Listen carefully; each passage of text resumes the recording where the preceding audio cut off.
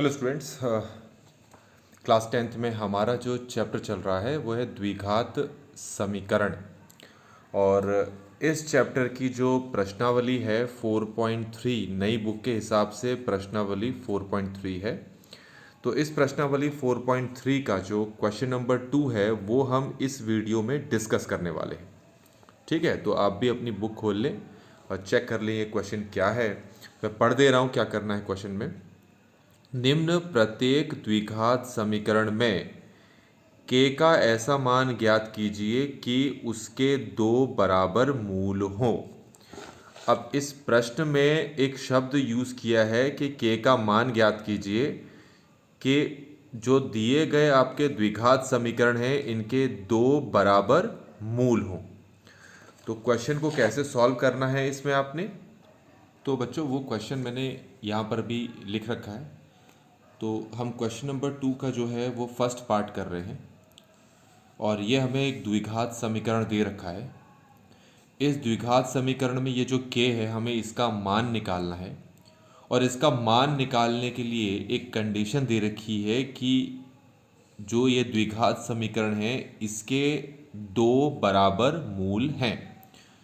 तो बच्चों ये याद रखना, जब भी किसी क्वेश्चन में ये कहा होता है कि दिए गए द्विघात समीकरण के दो मूल बराबर हैं और k निकालो, ऐसी परिस्थिति में आपका जो विवितकर है जिसको हम डिस्क्रिमिनेंट भी बोलते हैं इंग्लिश में, वो किसके बराबर माना जाएगा? ज़ीरो के बराबर माना जाएगा। तो d हमारे पास होता क्या है? b² minus 4ac। तो इसका मतलब b² माइनस 4ac को किसके बराबर रखोगे आप? ज़ीरो के बराबर रखोगे।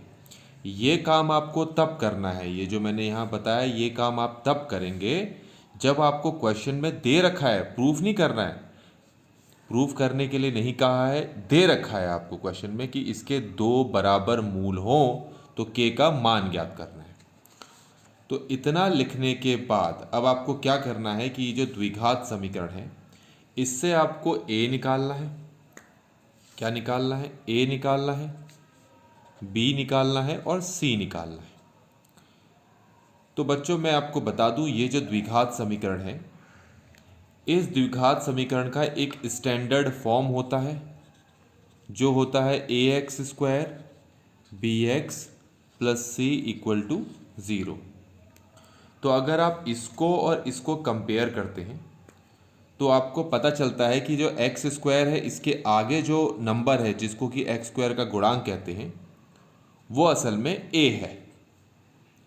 ऐसे ही ये जो x है इसके आगे जो होगा उसको हम क्या बोलेंगे? b बोलेंगे। और ऐसे ही जो ये लास्ट वाली संख्या है इसको हम क्या बोलेंगे? c बोलेंगे। तो सबसे पहला काम हमारा था a b c को फाइंड आउट करना। अब ये जो a b c हैं इनको यहाँ पर रखना है।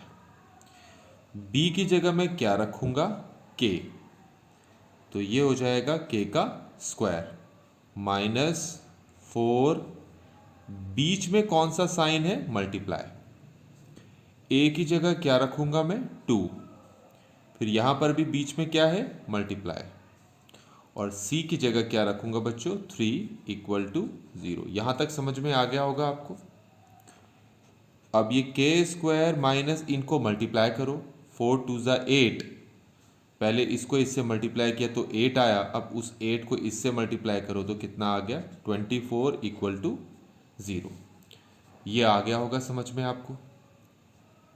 अब 24 को हम वहाँ लेके जाएंगे तो k² यहीं रहेगा, जब ये -24 वहाँ चला जाएगा तो +24 हो जाएगा। अब ये जो स्क्वायर है बच्चों, वैसे इसको करने के तरीके हैं एक दो, लेकिन जो आसान है मैं वही समझा देता हूँ आपको। अब स्क्वायर को वहाँ भेजो, तो जब बच्चों स्क्वायर को वहाँ भेजेंगे तो यहाँ स्क्वायर नहीं लगेगा, स्क्वायर को दूसरी तरफ ले जाने पर वो स्क्वायर रूट बन जाता है। ये बात समझ में आ गई। और जब भी आप ऐसा करोगे तो ध्यान रखना स्क्वायर रूट के आगे आपको प्लस माइनस लिख देना है।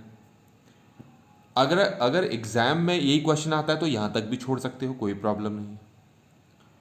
नहीं तो इसको हम आगे भी थोड़ा सा और हल करेंगे। ये जो 24 है इसको हम लिखेंगे 2 मल्टीप्लाई 2 मल्टीप्लाई 2 मल्टीप्लाई 3, ऐसे निकाल लो इसको। 24, 2 12 ज़ा 24, 2 6 ज़ा 12, 2 3 ज़ा 6, 3 1 ज़ा 3। अब ये चीज़ याद रखना बच्चों, जो चीज़ स्क्वायर रूट के अंदर 2 बार होती है, 2 बार लिखी होती है, आप उसको नहीं लिखते हैं। तो इन दोनों को मैं नहीं लिखूंगा। तो इन दोनों का क्या करेंगे, वो जो भी करेंगे, लेकिन अंदर क्या बच गया उसको तो अंदर ही रखोगे। 3 और 2 बच गए, क्योंकि ये 2 2 बार नहीं है, तो 3 को 2 से मल्टीप्लाई किया तो 6 आ गया। और ये जो चीज़ 2 बार आ गई है रूट के अंदर, इसको हमने रूट के अंदर तो नहीं लिखा, पर इनको हम बाहर निकाल लेंगे और एक ही बार लिखेंगे। तो इस तरीके से हमारे पास बच्चों यहाँ पर k की वैल्यू आ गई ±2√6। ये क्लियर हो गया होगा आपको। तो इस तरीके से बच्चों हमने ये जो पहला क्वेश्चन है वो यहाँ पर कर लिया है। तो अब चलते हैं हमारे पास इसी क्वेश्चन का जो सेकंड पार्ट है। तो बच्चों ये इसी क्वेश्चन का सेकंड पार्ट है। मैं फिर से समझा दूं कि क्वेश्चन में क्या कहा गया है। क्वेश्चन में कहा गया है कि k का मान निकालें अगर जो द्विघात समीकरण है उसके मूल क्या हैं, बराबर। अगर मूल क्या है, बराबर है, ये है प्रश्न। तो ऐसी परिस्थिति में क्या करना होता है वो हमने पहले पार्ट में समझ लिया है, तो दूसरे पार्ट में भी वैसा ही करेंगे। लेकिन उससे पहले ये जो क्वेश्चन आपको दे रखा है, जरा इसमें ढंग से देखो। हमें पता है कि जो द्विघात समीकरण होता है असल में वो इस रूप में होता है, ax² + bx + c = 0। तो जब भी कोई द्विघात समीकरण का प्रश्न आपको करना है तो पहले देख लें कि द्विघात समीकरण इस रूप में लिखा हुआ है या नहीं लिखा हुआ है। तो आपको दिख रहा होगा द्विघात समीकरण इस रूप में नहीं लिखा है। क्यों? क्योंकि यहाँ x² है, पर यहाँ पर कहीं x² दिखाई नहीं दे रहा। तो उसका सीधा सा कारण ये है कि जो kx है, आपको इसको अंदर पहले x से मल्टीप्लाई करना पड़ेगा और उसके बाद इसी kx को 2 से भी मल्टीप्लाई करना पड़ेगा। तो करते हैं हम मल्टीप्लाई। तो पहले kx को हम x से मल्टीप्लाई करेंगे। मैं क्या बता रहा हूँ ज़रा इसको ध्यान से समझे। सबसे पहले जिसको नहीं आता समझ में कि kx को जब x से मल्टीप्लाई करेंगे तो k का k रहेगा और x मल्टीप्लाई x हो जाता है x²। तो kx को x से मल्टीप्लाई करेंगे बच्चों तो ये kx² हो जाएगा। फिर ये माइनस है, kx को 2 से करेंगे तो ये जाएगा 2kx, साथ में क्या है +6 और क्या है =0। तो अब बच्चों ये देखो हमारे पास ये एक द्विघात समीकरण बनकर तैयार हो गया है। जब भी आपके पास एक द्विघात समीकरण बनकर तैयार हो जाता है उसमें से आप a निकालेंगे, b निकालेंगे और c निकालेंगे। तो ये 3 चीज़ें हमें यहाँ निकालनी होती है। तो तुम्हें इस द्विघात समीकरण से a कहाँ से मिलेगा? ये जो x² है इसके आगे जो नंबर होता है वो एक्चुअल में a होता है। तो a कितना हो गया k। ये जो x है इसके आगे का जो नंबर होता है इसको कहते हैं b, तो ये हो गया -2k। और जो अंतिम वाली संख्या होती है इसको हम कहते हैं c। तो इस तरीके से हमें यहाँ a b c मिल गया है। तो बच्चों क्योंकि क्वेश्चन में साफ साफ लिखा है कि इस द्विघात समीकरण के मूल बराबर हैं तो k का मान निकालो, ऐसी परिस्थिति में जो विविधकर होता है वो 0 के बराबर होता है। तो हम लिखेंगे d बराबर 0 और d होता है b² - 4ac के बराबर, तो ये भी किसके इक्वल लिखेंगे 0। तो बच्चों ये चीज़ हम तब लिखेंगे जब क्वेश्चन में साफ साफ शब्दों में लिखा है कि अगर मूल बराबर है तो k का मान निकालें। तो ये हमारे पास d = 0 और b² - 4ac 0 के बराबर है। अब b की जगह हम क्या रखेंगे देखें, -2k। तो ये तो हो गया -2k का स्क्वायर, फिर ये है माइनस, फिर ये है 4, यहाँ बीच में मल्टीप्लाई होता है, ये a है। इस a की जगह हम क्या रखेंगे k, ये समझ में आ गया होगा। फिर यहाँ ये क्या है मल्टीप्लाई, फिर c की जगह हम क्या रखेंगे 6 और ये क्या है =0। 0। अब इसको हमें सॉल्व करना है। देखो बच्चों, ये है -2 के स्क्वायर, तो माइनस का स्क्वायर प्लस होता है, 2 का स्क्वायर 4 होता है, k का स्क्वायर k स्क्वायर होता है। ये समझ में आ गया होगा आपको। अब यहाँ क्या करेंगे, यहाँ इन तीनों को मल्टीप्लाई कर सकते हैं। मल्टीप्लाई नहीं भी करोगे ऐसे भी छोड़ दो, क्योंकि कॉमन तो मुझे लेना ही है, तो मैं अभी के लिए इसको ऐसे छोड़ दे रहा हूँ, क्योंकि मैं उन बच्चों को फ्रंट पे रख रहा हूँ कि जिनको कॉमन लेने में दिक्कत होती है, इसलिए मैंने मल्टीप्लाई नहीं किया। अब ये देखो बच्चों, ये जो लिखा है मैं इसको ऐसे लिख लेता हूँ अभी के लिए, 4 मल्टीप्लाई के, और यहाँ लिख लेता हूँ 4 मल्टीप्लाई 6 इक्वल टू 0। अब हमें कॉमन निकालना है यहाँ से, तो देखो 4 यहाँ भी है, यहाँ भी है, के यहाँ भी है, के यहाँ भी है, तो जो चीज़ दोनों में ही आ गई है उसको हम बाहर निकालेंगे। तो इसका मतलब जिनको रेड से सर्कल किया मैंने वो तो बाहर आ जाएंगे।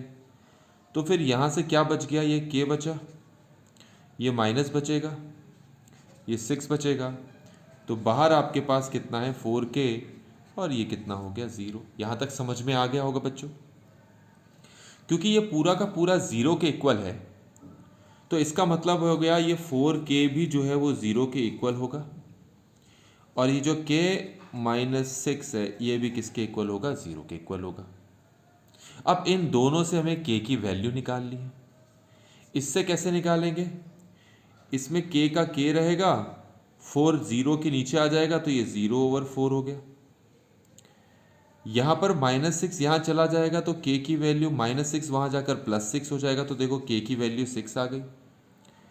0/4, 0/4 हमेशा क्या होता है 0, तो इससे हमें k की वैल्यू कितनी मिल गई, 0। यहाँ तक समझ में आ गया होगा। अब आप देख सकते हैं इस प्रश्न में हमें k के 2 मान निकल गए हैं, पर मैं आपको बता दूं बच्चों, ये दोनों के दोनों मान पॉसिबल नहीं है, सिर्फ एक ही मान यहाँ पर सही माना जाएगा, और वो है k = 6। जो k = 0 है वो यहाँ पर सही मान नहीं है, वो गलत मान है।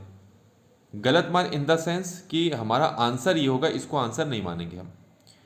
इसका कारण ये है कि अगर k का मान 0 हम मान लेते हैं, और k का मान 0 में इस द्विघात समीकरण में रख देता हूँ जहाँ जहाँ k है, तो आपको फिर जो मिलेगा वो एक द्विघात समीकरण नहीं होगा। जैसे अगर मैं k की वैल्यू 0 यहाँ रख दूँ तो ये पूरा 0 हो जाएगा, k की वैल्यू 0 यहाँ रखूँ तो ये पूरा 0 हो जाएगा, तो सिर्फ क्या बचा, 6 बचा, तो जो कि एक द्विघात समीकरण नहीं है। लेकिन अगर k की वैल्यू मैं 6 पुट करता हूँ यहाँ पर, तो ये एक द्विघात समीकरण बना रहेगा। इसीलिए ये 0 हमारा आंसर पॉसिबल नहीं है, तो k = 6 हमारा आंसर पॉसिबल है। तो इस तरीके से बच्चों हमने इस क्वेश्चन को यहाँ पर कंप्लीटली सॉल्व कर लिया है। Thanks for watching.